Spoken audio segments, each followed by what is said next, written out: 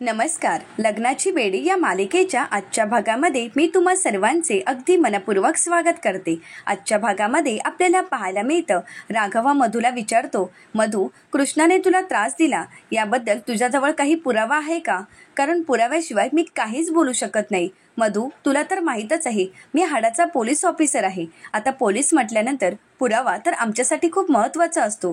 खरं तर पुराव्याशिवाय एखाद्या गुन्हेगाराला मी अटकही करू शकत नाही आणि म्हणूनच मी तुला विचारत आहे की कृष्णाने तुला त्रास दिला याबाबत तुझ्याजवळ कुठला पुरावा आहे का? आता राघवने मधूवर अविश्वास दाखवल्यामुळे मधू ही राघवला म्हणते, म्हणजे राघव, तुला आता माझ्या बोलण्यावर विश्वास नाहीये तर तुला तर पुराव्यांची गरज आहे. राघव म्हणतो, नाही मधू, माझा तुझ्यावर पूर्ण विश्वास आहे, तुझ्या शब्दांवर विश्वास आहे, परंतु तुझे हे शब्द पुरेसे ठरत नाहीत. तिला जर शिक्षा द्यायची असेल तर त्याला भक्कम पुरावे लागतील आणि जर पुरावे असतील तरच आपण कृष्णाला शिक्षा देऊ शकतो. प्लीज तू असा गैरसमज करून घेऊ नकोस. बोल ना, तुझ्याजवळ काही पुरावा आहे का? तर मधू म्हणते, राघव, म्हणजे तू त्या कृष्णाला काहीच बोलणार नाहीयेस का? राघव म्हणतो, नाही मधू, असं काहीच नाही. मी तर त्या कृष्णाला आता जाब विचारणारच आहे, तू काळजी करू नकोस. परंतु राघवच्या या वागण्याचा मधूला खूप राग आलेला असतो. आता मधू रागानेच तिथून निघून जाते. तर दुसरीकडे सर्वजण नाश्ता करत असतात. आता त्याचवेळी राघवने तिथे असलेला न्यूजपेपर वाचण्यासाठी घेतलेला असतो. आता न्यूजपेपरमधील बातमी पाहून राघव म्हणू लागतो, कमाल आहे, आजकाल न्यूजपेपरमध्ये काय छापून येईल याचा मात्र कोणीच पत्ता लागू शकत नाही. तर तेवढ्यातच ऋतुजा आता राघवला विचारते, काय झालंय, अशी कोणती बातमी आली आहे की ज्यामुळे तू असं बोलत आहेस? तर राघव म्हणतो, हो ना, अगं बातमीच अशी आहे की बोलावं तर लागणारच ना. ऋतुजा विचारते, अरे हो, पण अशी कोणती बातमी आहे? राघव म्हणतो, न्यूजपेपरमध्ये आज असं छापून आलं आहे की कोणीतरी दूरदृष्टीवाला एक बाबा आहे की ज्याला सगळं काही कळतं आणि ज्याला भूतं उतरवता येतात. परंतु जगात भूतं आहेत की नाहीत हाच प्रश्न आहे. मग ह्याला भूतं उतरवता येतात हे यावर कोण विश्वास ठेवेल? ऋतुजा म्हणते, परंतु कोणाला तरी अनुभव आलाच असेल ना. राघव म्हणतो की हो, आला असेल, परंतु मला यावर विश्वास नाही आणि खरं तर मला असा कुठला अनुभव आलाच नाही, त्यामुळे मला तरी यावर विश्वास कधीही बसणार नाही. तर ऋतुजा म्हणते, अरे पण राघव, मला काय वाटत आहे, जर आपल्या सावीला आपण जर यांना दाखवलं तर? आता मात्र सर्वांनाच धक्का बसतो. राघव म्हणू लागतो, ऋतुजा काकू, अगं तू काय बोलत आहेस? आणि सावीला काहीही झालं नाही. सावी आता एका ट्रॉमामधून जात आहे आणि म्हणूनच तिला त्रास होत आहे आणि अशा अवस्थेमध्ये सावीसाठी उपचार हेच खूप महत्त्वाचे आहेत. अशा बाबांवर माझा विश्वास नाही आणि असं मी काहीही करणार नाही. तर आता ऋतुजा म्हणू लागते, परंतु राघव, आपल्याला करून पाहायला काय हरकत आहे? आता राघव मात्र यासाठी तयार नसतो. आता राजश्री काकू म्हणतात, राघव, ऋतुजा जे काही बोलत आहे ते अगदीच खोटं आहे असं नाही. मलाही असं वाटत आहे की ऋतुजा ज्याप्रमाणे म्हणत आहे त्याप्रमाणे आपण एकदा सावीला या बाबांना दाखवलं तर? आता मात्र राघव राजश्री काकूंना म्हणू लागतो, नाही आई, आपण असं काही करू शकत नाही, कारण या गोष्टींवर माझा विश्वास नाही. आणि आता सावीवर उपचार चालू आहेतच ना, मग होईल ना सावी लवकरात लवकर बरी. राजश्री काकू राघवला म्हणतात, परंतु राघव, एकदा प्रयत्न करून पाहायला काय हरकत आहे? आता राघव राजश्री काकूंना समजावत म्हणतो, आई, अगं सावीला फक्त डॉक्टरांच्या औषधांची गरज आहे, अशा बाबांची वगैरे गरज नाही. आणि खरं तर अशा व्यक्तींवर आपण विश्वास ठेवू शकत नाही. अगं आई, आपण आता 21व्या शतकामध्ये जगत आहोत आणि आपण काय विचार करत आहोत असा विचार कोणीही करू नये आणि अशा बाबांवर कधीही कोणीही विश्वास ठेवू नका प्लीज. त्यामुळे मला अशा गोष्टींवर विश्वास नाही आणि हे मी करू देणार नाही. आता रुक्मिणी काकू म्हणतात, परंतु राघव, मला मान्य आहे तू जे काही बोलत आहेस ते अगदी खरं आहे, परंतु आपल्याला एकदा प्रयत्न करून बघायला काय हरकत आहेत? जर आपली सावी बरी झाली तर आपल्यासाठी योग्यच आहे. म्हणजे लवकरात लवकर त्या कृष्णाला घराबाहेर काढता येईल. ज्या सावीच्या कारणामुळे ती क्रिमिनल या आपल्या घरामध्ये राहत आहे, मग तिला घराबाहेर काढणं आपल्यासाठी सोपंच होणार आहे आणि त्यासाठी आपली सावी लवकरात लवकर बरं होणं खूप गरजेचं आहे. राघव मात्र शांतच असतो. ऋतुजा म्हणते, हो ना, तिला जर घराबाहेर काढायचं असेल तर आपल्याला हा उपाय करून पाहायला काहीच हरकत नाही. राघव, मला तरी असं वाटत आहे की आपण त्या बाबांची मदत घेऊन त्या कृष्णाला घराबाहेर काढू शकतो. अरे राघव, त्या डोकेदुखीला घराबाहेर काढण्यासाठी जर त्या बाबांची मदत होत असेल तर काय हरकत आहे? राघव म्हणतो, मला मान्य नाही. आता रुक्मिणी काकू राघवला म्हणतात, राघव, तूही तिला अटक करत नाहीयेस, मग आम्हाला तरी काहीतरी प्रयत्न करायला दे ना. तू आम्हालाही काही प्रयत्न करायला देत नाहीस आणि स्वतःही काही प्रयत्न करत नाहीस. राघव म्हणतो, ठीक आहे, तुम्हाला जे करायचंय ते करा, मी आता काहीच बोलणार नाही. जर तुम्हाला माझं ऐकायचंच नाहीये तर मग तुम्ही मला विचारताच कशाला? तुम्हाला जर जे वाटत आहे ते तुम्ही करू शकता. असं म्हणत राघव रागानेच आता रूममध्ये निघून जातो. आता घरातील सर्वांचं वागणं राघवला काही पटत नसतं, तर दुसरीकडे सर्वजण राघवच्या वागण्याचा विचार करू लागतात. सर्वांनाच वाटत असतं की एकदा तरी दूरदृष्टीवाल्या बाबांना घरी बोलवावं आणि त्यांना सावीबद्दल विचारावं. आता त्याच वेळी दूरदृष्टीवाले बाबा रत्नपारखींच्या घरी आलेले असतात. आता बाबा येता क्षणी त्यांचे मंत्र बोलू लागतात आणि म्हणू लागतात, हे दूरदृष्टीवाले बाबा भूत पिशाच या सगळ्यापासून तुमची सुटका करू शकतात. एकदा विश्वास ठेवून तर बघा. असं म्हणत आता दूरदृष्टीवाले बाबा म्हणून राघवच रत्नपारखींच्या घरी वेश बदलून आलेला असतो. आता राघव स्वतःच्याच घरी मधूचं सत्य बाहेर काढण्यासाठी असा वेश बदलून आलेला असतो. आता ज्यावेळी राजश्री काकू, रुक्मिणी काकू आणि घरातील इतर सर्वजण राघवला पाहतात तेव्हा मात्र त्यांनी राघवला ओळखलेलंच नसतं. आता आपल्या घरी आपल्याला दर्शन देण्यासाठी बाबा स्वतःहूनच घरी आले आहेत हे समजल्यानंतर सर्वांनाच खूप आनंद झालेला असतो. आता राजश्री काकू राघवलाच म्हणतात, बाबा नमस्कार करते. असं म्हणत आता राजश्री काकू राघवलाच नमस्कार करतात. तर त्यानंतर सर्वजण नमस्कार करतात तर राघव सर्वांनाच आशीर्वाद देतो. आता त्यानंतर राजश्री काकू रुक्मिणी काकूंना म्हणतात, खरं तर वहिनी साहेब, आपल्या घरी एक तेजस्वी बाबाच आले आहेत असंच मला वाटत आहे. रुक्मिणी काकू म्हणतात, हो ना, मलाही तेच वाटत आहे. आता त्याच वेळी ऋतुजा म्हणते, मला तर असं वाटत आहे की हे बाबा तेच नसतील ना जे पेपरमध्ये आता राघव म्हणत होता, दूरदृष्टीवाले बाबा. आता राघव आपली ओळख करून देत म्हणतो की हो, मीच आहे दूरदृष्टीवाला बाबा. असं म्हणत आता राघव सर्वांच्या समोर उभा असतो. तर आता राघवला पाहिल्यानंतर त्याच्यामध्ये असणारी तेजस्वी चमक पाहत राजश्री काकू रुक्मिणी काकूंना म्हणतात, खरंच हे बाबा अगदी तेजस्वी दिसत आहेत. आता सर्वांचाच राघववर विश्वास बसलेला असतो. तर त्यानंतर राघव कोणाशी काही न बोलता घरात येतो. आता मात्र सर्वांनाच धक्का बसतो. आता राघव मंत्र म्हणत असतो, भूत पिशाच करतो दूर, काळी जादू मोहमाया असूर, हो बहादूर दूरदृष्टी बाबा आहे मोठा शूर, हो बहादूर दूरदृष्टीवाला बाबा आहे मोठा शूर. आता मात्र सर्वजण राघवला विचारत असतात, बाबा काय झालं? परंतु राघव काहीच बोलत नसतो. आता पुन्हा पुन्हा सर्वजण राघवला विचारण्याचा प्रयत्न करतात, परंतु राघव आपला एकच मंत्र म्हणत असतो, हो बहादूर दूरदृष्टी बाबा आहे मोठा शूर, हो बहादूर दूरदृष्टीवाला बाबा आहे मोठा शूर. आता मात्र कोणाला काहीच कळत नाही. सर्वजण विचार करू लागतात. आता सर्वजण राघवकडे पाहत असतात. आता राघव इकडे तिकडे पाहतो आणि त्यानंतर तपश्चर्या करण्यासाठी बसतो. आता राघव ज्यावेळी तपश्चर्या करण्यासाठी बसतो त्यावेळी सर्वजण राघवच्या समोर हात जोडून उभे असतात. आता रुक्मिणी काकू विचारू लागतात, बाबा नक्की काय झालं आहे? ऋतुजा म्हणते, बाबा मी तुम्हाला घरातील प्रत्येकाची ओळख करून देते. तर आता राघव म्हणतो, नाही, त्याची काहीच गरज नाही, कारण मी तुम्हा सगळ्यांना अगदी नीट ओळखत आहे. तर त्यानंतर राघव पुन्हा एकदा तपश्चर्या करत असतो. आता सर्वजण हात जोडून राघवच्या समोर उभे असतात. तर त्यानंतर राजश्री काकू म्हणतात, बाबा नक्की काय झालं आहे? तुम्हाला काही जाणवत आहे का? रुक्मिणी काकू म्हणतात, बाबा या घराला तुम्हीच वाचवू शकता, कारण हे घर प्रत्येक वेळी कोणत्या ना कोणत्या संकटांना सामोरं जात आहे. कितीही प्रयत्न केले तरी सुद्धा संकट काही पाठ सोडत नाहीत. बाबा या सगळ्यातून आम्हाला वाचवा, या कुटुंबाला वाचवा. असं म्हणत आता रुक्मिणी काकू राघवच्या समोरच आपली व्यथा मांडत असतात. आता रुक्मिणी काकू पुढे काही बोलणारच तर राघव सर्वांना शांत करतो आणि आपल्या तपश्चर्येला सुरुवात करत नक्कीच घरामध्ये वेगळं काहीतरी घडत आहे याची जाणीव सर्वांना करून देण्याचा प्रयत्न करत असतो. आता राघव एकच मंत्र म्हणत असतो, हो बहादूर दूरदृष्टी बाबा आहे मोठा शूर, हो बहादूर दूरदृष्टी बाबा आहे मोठा शूर, भूत पिशाच करतो दूर, काळी जादू मोहमाया असूर, भूत पिशाच करतो दूर, काळी जादू मोहमाया असूर. राघवचं खरं रूप कोणीही ओळखलेलं नसतं. सर्वजण डोळे झाकून आता दूरदृष्टीवाले बाबा असाच राघववर विश्वास ठेवतात आणि हात जोडून सर्वजण त्यांच्या समोर उभे असतात. परंतु आता मधूला संशय येतो. आता मधूच्या मनात संशय निर्माण होतो. मधू मनाशीच म्हणू लागते, हे सगळं काही त्या सिंधूचंच काम असणार, या बाबांना सिंधूनेच पाठवलं असणार, या सगळ्यामागे सिंधूचाच हात असणार. परंतु नाही, यामध्ये आता मला पडायचंच नाही, खरं तर मला कोणतीही रिस्क घ्यायचीच नाही. असं म्हणत आता मधूही सिंधू रूममध्ये आहे की नाही हे पाहण्यासाठी सिंधू आणि राघवच्या रूममध्ये आलेली असते. आता सिंधू तिला कुठेही दिसत नाही आणि म्हणूनच मधू म्हणू लागते, आता ही कुठे गेली, ही तर कुठेच दिसत नाहीये. असं म्हणत आता मधू मागे वळून पाहते, परंतु त्याच वेळी आता मधूच्या समोर सिंधू उभी असते. आता सिंधू ही मधूला प्रश्न करत म्हणते, तुम्ही आमच्या बेडरूममध्ये काय करत आहात, तुम्हाला काही हवं आहे का, किंवा तुमचं काही काम आहे का? असं म्हणत आता सिंधू ही मधूला प्रश्नावर प्रश्न विचारू लागते.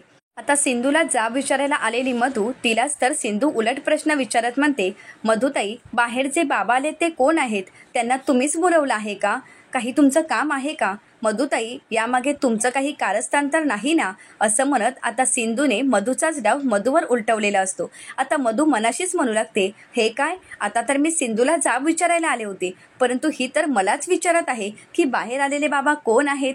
मला तर यातलं काहीच माहीत नाही. आता सिंधू ज्या अर्थी मलाच विचारत आहे, या अर्थी सिंधूचा याच्याशी काही संबंध नसणार, कारण तिला तर या बाबांबद्दल काहीच माहीत नाही. परंतु बाहेर जाऊन आता मलाच शोधावं लागेल की ते नक्की बाबा कोण आहेत आणि कुठून आले आहेत. असं म्हणत आता मधू ही त्या बाबांचं सत्य शोधून काढण्यासाठी बाहेर आलेली असते. आता मधूच्या मागोमाग सिंधू ही बाहेर आलेली असते. आता सिंधूला सगळं माहीत असून सुद्धा सिंधू ही आश्चर्यानेच राघवकडे पाहत असते, म्हणजेच दूरदृष्टीवाल्या बाबांकडे पाहू लागते. तर त्यानंतर दूरदृष्टीवाले बाबा तपश्चर्या करत असतात आणि म्हणू लागतात, भूत पिशाच करतो दूर, काळी जादू मोहमाया असुर, हो बहादूर, दूरदृष्टी बाबा आहे मोठा शूर. आता रुक्मिणी काकू म्हणू लागतात, बाबा, या सगळ्यातून तुम्हीच आम्हाला मार्ग दाखवा. राजश्री काकू म्हणतात, बाबा, माझी एक नात आहे सावी नावाची, ती खूप आजारी असते. तर आता राघव म्हणू लागतो की हो, या घरात घडणाऱ्या प्रत्येक गोष्टी मला माहीत आहेत, त्यामुळे तुम्ही कोणीही काही सांगायची काहीच गरज नाही, फक्त तुम्ही तुमचे प्रश्न मांडा, कोणीही वेळ फुकट घालवू नका. असं म्हणत आता राघव तर मंत्रजप करत असतो आणि म्हणत असतो, हो बहादूर, दूरदृष्टी बाबा आहे मोठा शूर. आता राजश्री काकू राघवला विचारतात, दूरदृष्टीवाले बाबा, मला फक्त माझ्या एकाच प्रश्नाचं उत्तर द्या, माझी सावी कधी बरी होणार आहे, माझी सावी मला जशी पहिल्यासारखी कधी मिळणार आहे. आता दूरदृष्टीवाले बाबा म्हणून वेषांतर करून आलेला राघव आपला मंत्रजप करत असतो आणि त्यानंतर आपल्याजवळ असलेली बॉटल उघडतो आणि सर्वांच्या जवळ घेऊन जातो. आता ज्यावेळी राघव सर्वांकडे ती बॉटल घेऊन जातो तेव्हा मात्र सर्वजण घाबरून गेलेले असतात. आता एक एक करून राघव मंत्रजप करत म्हणतो, भूत पिशाच करतो दूर, काळी जादू मोहमाया असुर, हो बहादूर, दूरदृष्टी बाबा आहे मोठा शूर. असं म्हणत सर्वांच्या समोर बॉटल घेऊन येतो. परंतु त्यानंतर राघव शेवट येतो तो सिंधूजवळ आणि त्यानंतर राघव तिथेच ती बॉटल घेऊन उभा असतो. आता खूप वेळ राघव एकच म्हणतो की हो बहादूर, दूरदृष्टी बाबा आहे मोठा शूर. असं म्हणत तो सर्वांना दाखवून देत असतो की कृष्णाच्याच मध्ये म्हणजे सिंधूमध्येच भूत आहे. आता मात्र सर्वांनाच धक्का बसतो. आता ऋतुजा सर्वांना म्हणू लागते, मी तुम्हाला म्हणत होते ना की हिच्यामध्ये भूत आहे, परंतु नाही, तुम्ही माझं कोणी ऐकूनच घेतलं नाही. तुम्हा सगळ्यांना वाटायचं की मी सगळं काही खोटं बोलत आहे, परंतु मी तुम्हाला सगळ्यांना जाणीव करून देण्याचा खूप वेळा प्रयत्न केला. आता रेश्मा म्हणते, म्हणजे आई, एवढे दिवस आपण भूतासोबत राहत होतो. तर आता ऋतुजा म्हणते की हो, आता तरी आलंय का सर्वांच्या लक्षात? रुक्मिणी काकू म्हणतात, तरीच मी राघवला किती वेळा सांगितलं होतं की या मुलीला या घराबाहेर काढ, ही मुलगी आपल्या घरामध्ये नको, परंतु नाही, राघवने कधीही ऐकून घेतलं नाही. त्याला जे हवं तेच राघव आतापर्यंत करत आला आहे. रुक्मिणी काकू सर्वांना जाणीव करून देत म्हणतात, एक वेळ राजश्रीला बरं करणं सोपं होतं, परंतु आता या मुलीला घराबाहेर काढणं किती कठीण आहे हे तुम्हाला दिसत नाही आहे का? तर आता राघवा सिंधूच्या समोरच बॉटल घेऊन उभा असतो. आता सिंधू ही आश्चर्यानेच राघवकडे पाहत असते. तर त्यानंतर राघव म्हणतो, तुमच्या सर्व प्रश्नांची उत्तरं माझ्याजवळ आहेत, तुमची संकटं मला कळाली आहेत आणि या संकटांना सर्वस्वी जबाबदार. असं म्हणत आता राघव तीच बॉटल मधूच्या समोर नेऊन ठेवतो आणि म्हणतो, ही मुलगी जबाबदार आहे, तुमच्या घरावर येणाऱ्या संकटाला ही मुलगी जबाबदार आहे. जोपर्यंत ही मुलगी तुमच्या घरात आहे तोपर्यंत तुमची संकट कमी होणार नाहीत, तुमच्यावर संकट येतच राहतील, परंतु या मुलीला घराबाहेर काढणं ही तुमची जबाबदारी आहे. तुम्हाला तुमचं घर वाचवायचं असेल तर या मुलीला आत्ताच घराबाहेर काढा. आता हे ऐकल्यानंतर घरातील प्रत्येकाला धक्का बसतो. रुक्मिणी काकू धक्क्यानेच मधूकडे पाहू लागतात. आतापर्यंत सिंधूवर आरोप करणाऱ्या सर्वांच्याच लक्षात आलेलं असतं की मधूमुळेच आपल्या घरावर संकट येत असतात. आता सर्वांचाच दूरदृष्टीवाल्या बाबांवर विश्वास असल्यामुळे सर्वांनाच ते खरं वाटत असतं. आता मधू म्हणू लागते, नाही, असं काही नाही, माझ्यामुळे काहीही होत नाही, हे बाबा खोटं बोलत आहेत, प्लीज तुम्ही यांच्यावर विश्वास ठेवू नका. आता मधू पुढे काही बोलणारच त्या अगोदरच राघव मधूची बोलती बंद करत म्हणतो, आता शांत राहायचं आहे, एक शब्दही बोलायचा नाही. आता राघव मधूला म्हणू लागतो, बालिके, तुझ्यामुळे या घरावर आलेली संकट मला सगळं काही माहीत आहे. तुझ्या पापाचा पाडा मी आत्ता सर्वांसमोर वाचून दाखवू शकतो. वाचू का? सांगू का तुझ्या पापाचा पाडा सर्वांनाच? आता मात्र मधू घाबरून गेलेली असते. मधूला तर घामच फुटलेला असतो, कारण मधूने केलेली आत्तापर्यंतची पापं सगळे काही मधूला आठवू लागतात. मधूने रत्ना पारखींच्या घरी राहता यावं यासाठी पॅरालिसिसचं नाटक केलेलं असतं आणि ज्यावेळी त्या नाटकाचा पडदा सिंधूच्या समोर उघड झालेला असतो त्यावेळी मात्र मधूने आपलं सत्य कोणालाही समजू नये यासाठी सावीला किडनॅप केलेलं असतं आणि सिंधूला दरीत ढकलून दिलेलं असतं. हे सगळं काही मधूला आठवू लागतं. आता मात्र मधू शांतच असते. तर आता दूरदृष्टीवाले बाबा म्हणून आलेला राघव आता मधूला विचारतो, काय झालं बालिके, तू काहीच का बोलत नाहीयेस? मी दाखवू का तुझ्या पापांचा पाडा वाचून? आणि जर वाचून दाखवायचाच झाला तर काल रात्रीपासूनच सुरुवात करू शकतो. काल रात्री जे काही घडलं आहे ते मी सर्वांनाच सांगू शकतो. आता मात्र मधू मनाशीच म्हणते, म्हणजे काल रात्री जे काही झालं आहे हे सगळं काही या बाबांना माहीत असेल का? तर आता मात्र सिंधू म्हणू लागते, बोला बाबा, जे काही असेल ते बोला, नक्की काल रात्री काय घडलं होतं? आता मात्र राघव काही बोलायला जाणार त्याचवेळी मधूही आता राघवला शांत करते आणि म्हणू लागते, दूरदृष्टीवाले बाबा, तुम्ही जे काही बोलत आहात त्यावर माझा विश्वास नाही आणि तुम्ही माझ्यावर असे आरोप करू शकत नाही. माझी घरची माणसं खूप साधी आहेत आणि म्हणूनच मी त्यांचा गैरफायदा घेऊ तुम्हाला देणार नाही. काही झालं तरी माझ्या माणसांचा गैरफायदा घेऊ शकत नाही तुम्ही. तर राघव म्हणतो, बालिके, अगं तू आतापर्यंत जी जी पापं केली आहेस ती सगळी काही मला माहीत आहेत. तर आता सिंधू म्हणते, बोला ना बाबा, हिने नक्की काय काय केलं आहे?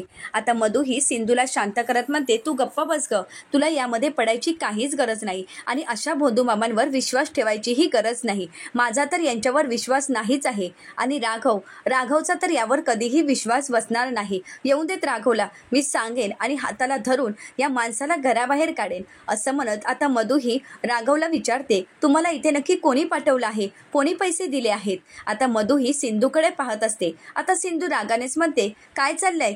तू माझ्याजवळ असे डोळे मोठे करून का पाहत आहेस? तुला काय वाटतं या बाबांना मी पाठवलं आहे? अगं, या बाबांचा आणि माझा काही संबंध नाही. खरं तर या बाबांना मी ओळखतही नाही. कुठून दूरदृष्टीवाले बाबा आले आहेत आणि तुझ्या पापाचा घडा वाचून दाखवत आहेत आणि आता मात्र तू त्यांना थांबवण्याचा प्रयत्न करत आहेस. आता मात्र मधू म्हणते, तू गप्प बस, सांगितलेलं कळत नाही का?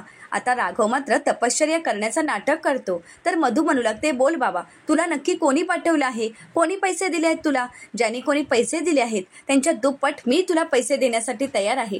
परंतु आत्ताच्या आता जे काही सत्य आहे ते तुला मला सांगावंच लागेल. नक्की तुला हे सगळं काही नाटक करायला कोणी सांगितलं आहे? अशा या भोदू बाबांवर माझा विश्वास नाही. तुम्ही असे वेषांतर करून याल आणि त्या गोष्टीवर मी विश्वास ठेवायचा नाही. यांचा विश्वास असेल परंतु माझा नाही.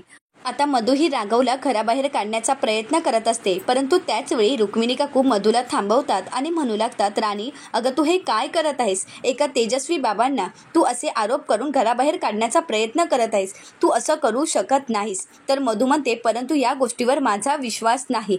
हे काही बोलतील, माझ्यावर आरोप करतील आणि ते मी सहन करू का? तर आता मात्र राघव रागानेच म्हणतो, थांब बालिके, तू माझ्यावर असे आरोप करू शकत नाहीस. तुझे हे आरोप म्हणजे माझ्या विद्येचा अपमान आहे आणि ज्या ठिकाणी माझ्या विद्येचा अपमान होतो त्या ठिकाणी मी एक क्षणही थांबत नाही. मी फक्त तुम्हा सर्वांना सावध करण्यासाठी आलो होतो. असं म्हणत आता राघव रुक्मिणी काकूंना म्हणतो की मी आता तुम्हाला सावध करण्याचा प्रयत्न केला आहे, परंतु आता जर तुम्ही सावध झाला नाहीत आणि त्यानंतर जे काही परिणाम होतील त्याला सर्वस्वी तुम्ही जबाबदार असाल. असं म्हणत आता राघव घराच्या बाहेर पडत असतो. सर्वजण राघवला थांबवण्याचा प्रयत्न करतात आणि म्हणतात, बाबा मला माफ करा, खरंच आमच्या हातून खूप मोठी चूक झाली आहे, बाबा थांबा. परंतु राघव काही थांबत नाही. आता राघव तिथून निघून जातो. आता मात्र सर्वांनाच मधूच्या वागण्याचा खूप राग आलेला असतो. राजश्री काकू मधूला म्हणतात, राणी, अगं तू हे काय केलंयस? त्या बाबांचा तू अपमान केलायस आणि त्या जर बाबांनी आपल्या घराला शाप दिला असता तर आता मधू म्हणू लागते, आई, अहो असं काहीच नाहीये, ते तर ढोंगी बाबा होते. अशा ढोंगी बाबांवर तुम्ही विश्वास कसा काय ठेवू शकता? जर तुम्ही घराबाहेर पडलात तर तुम्हाला असे असंख्य ढोंगी बाबा दिसू शकतात. त्यामुळे प्लीज कोणीही अशा बाबांवर विश्वास ठेवू नका. तर आता सिंधू म्हणू लागते, हो का, फक्त तुझ्यावरच विश्वास ठेवायचा का सुंदरी? अगं सुंदरी, आता ते बाबा तुझ्या पापाचा पाडा वाचून दाखवणार होते, परंतु तूच त्यांना थांबवलंस. कारण तुला तर माहीतच आहे तू किती पापं केली आहेस. आत्तापर्यंत आपण सर्वांना पटवून देण्याचा प्रयत्न केला, परंतु नाही, सर्वांचाच माझ्यावरच अविश्वास. परंतु आता तरी सगळ्यांना पटलं असतं की खरी चुकी कोणाची आहे. खरं तर तू या घरामध्ये राहत आहेस. मला तरी वाटतं की आत्ताच्या आता तू घराबाहेर पडावंस. तर आता मधू ही सिंधूला म्हणू लागते, हे सांगणारी तू कोण? तुझा या घराशी काही संबंध नाही. हे घर माझं आहे आणि या घरातील माणसं माझी आहेत. त्यामुळे तुझ्यावर कोणीही विश्वास ठेवणार नाहीत. त्यामुळे प्लीज यामध्ये तू पडू नकोस. तर सिंधू म्हणू लागते, आता या घरातील कोणी माझ्यावर विश्वास ठेवला किंवा नाही ठेवला तरी मला काही फरक पडत नाही. आणि या घराने मला आपलं मानलं किंवा नाही मानलं तरी मी कोणाला काही बोलणार नाही. कारण काही झालं तरी मी या घरची ऑफिशियल सून आहे. आणि तू कोण आहेस का? तू तर कोणीच नाही आहेस. आणि तसंही माझा नवरा याच घरात राहतो, परंतु तुझा नवरा या घरात राहतच नाही. त्यामुळे मला तरी वाटत आहे की तू आत्ताच्या आत्ता या घराबाहेर पडावं. आता मात्र सिंधूच्या या बोलण्यामुळे मधूला खूप राग आलेला असतो. मधू ही सिंधूवर हात उगारते, परंतु त्याच वेळी सिंधू ही मधूचा हात पकडते आणि तिला चांगल्याच प्रकारे धडा शिकवते. आता सिंधूचा तो अवतार पाहून घरातील सर्वांनाच धक्का बसतो. सर्वजण आश्चर्याने सिंधूकडे पाहू लागतात. तर आत्तापर्यंत सरळ आणि शांत असणारी सिंधू आपल्या वरचढ निघाली हे समजल्यानंतर आणि सिंधूचा तो रुद्रावतार पाहून मधूला तर धक्काच बसतो. खरं तर मधू घाबरूनच गेलेली असते. आता सिंधू कुठलाही विचार न करता मधूच्या 2 कानाखाली मारते आणि मधूला जाग्यावर आणते. आता मात्र मधूचे चांगलेच गाल लाल झालेले असतात. आता मधूला सिंधूचा खूप राग आलेला असतो आणि म्हणूनच मधू ही सिंधूला म्हणू लागते, तू मला मारू शकत नाहीस. तुला कोणी हा अधिकार दिला मला मारण्याचा? तर सिंधू म्हणते, हा अधिकार कारण मी तुला म्हणाले आहे ना, या घरची मी ऑफिशियल सून आहे. त्यामुळे तू मला काही बोलू शकत नाही. खरं तर आता फक्त मी तुला मारलं आहे. तर मधू ही सिंधूला म्हणते, परंतु याची शिक्षा तर तुला भोगावीच लागणार आहे. तर सिंधू म्हणते, ती शिक्षा मला भोगावी लागेल की नाही हे मला माहीत नाही, परंतु ती शिक्षा तू मला देण्यासाठी अगोदर तुला मी या घरात ठेवायला हवं ना. असं म्हणत आता मधूचा हात पकडत सिंधूने मधूला फरफटत घराबाहेर काढलेलं असतं आणि म्हणू लागते, मी तुला यापुढे या घरात राहू देणार नाही. असं म्हणत आता सिंधूने मधूला तिची जागा दाखवून दिलेली असते. आता सिंधू दरवाजा बंद करणार, परंतु त्याच वेळी तिथे राघव आलेला असतो आणि राघवने मधूला वाचवलेलं असतं. तर पुढील भागामध्ये आपल्याला पाहायला मिळतं, मधू ही राघवला म्हणते, राघव तू जर तुझी मला एक चांगली मैत्रीण मानत असशील ना तर या मुलीला आत्ताच्या आत्ता घराबाहेर काढशील. तर आता सिंधू ही मधूला म्हणते, बस झाली तुझी नाटकं, तुझा खरा चेहरा काय आहे हे मला चांगलंच माहीत आहे. राघव म्हणतो, मधू अगदी बरोबर बोलत आहे.